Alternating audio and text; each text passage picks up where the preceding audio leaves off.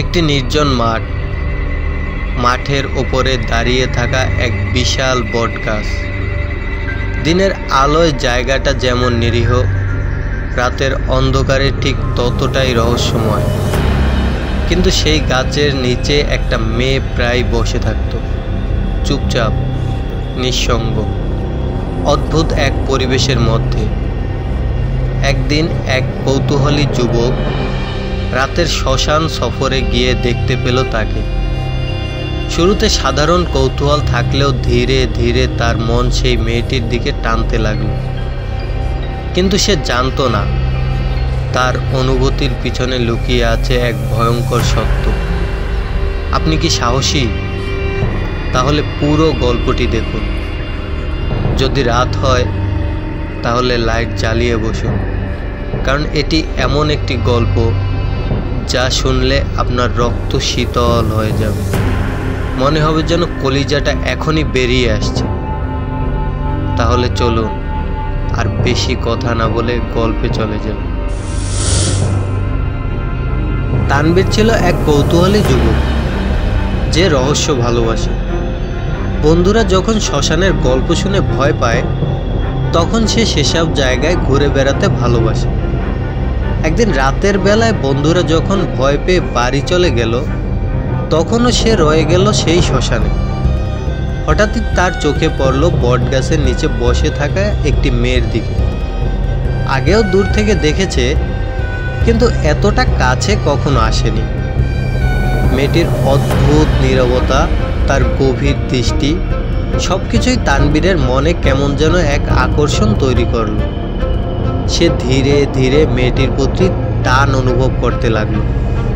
এক রাতে তানবীর সাহস করে বটগাছের নিচে একটি চিঠি রেখে দিল, যাতে সে জানতে পারে মেয়েটি কে এবং কোথা থেকে এসেছে।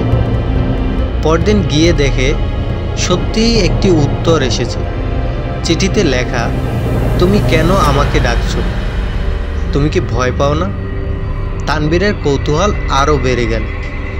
সে প্রতিদিন চিঠি রেখে আসতো, আর প্রতিবারই মেয়েটি উত্তর দিত।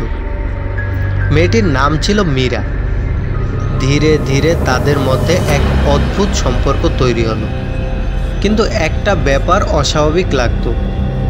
কখনোই মেয়েটিকে সন্ধ্যার পরে দেখা যেত না। আর বটগাছের আশেপাশে কেউ গেলে আশ্চর্যজনকভাবে তারা অদ্ভুত অনুভব করত। একদিন তানবীর সিদ্ধান্ত নিল যে মেয়েটির সামনে গিয়ে কথা বলল।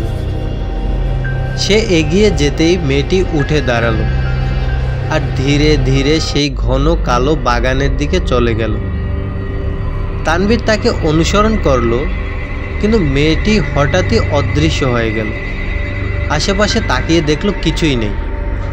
সেদিন রাতেই তানবীর গ্রামবাসীদের কাছ থেকে জানল, সেই বটগাছের নিচে বছর 10 আগে এক মেয়ে আত্মহত্যা করেছিল। কেউ কেউ বলে এখনও সে এখানে থাকে, অপেক্ষায় কোনো এক অনুপ্রবেশকারীর।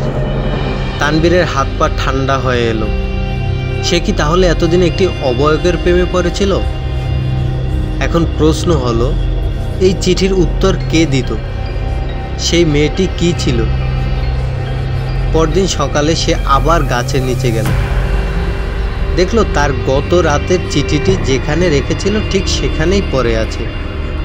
কিন্তু একটা অদ্ভুত ব্যাপার, চিঠির মধ্যে একটি লেখাও নেই। ভয়ে তানবীরের শরীরের রক্ত হিম হয়ে এলো। মনে হচ্ছিল তার কলিজাটা যেন এখনই বেরিয়ে যাবে। তানবীর ভয়ে আর কখনো সেই পথে যায়নি। এই গল্পটি আপনাদের কেমন লাগলো কমেন্ট করে জানান।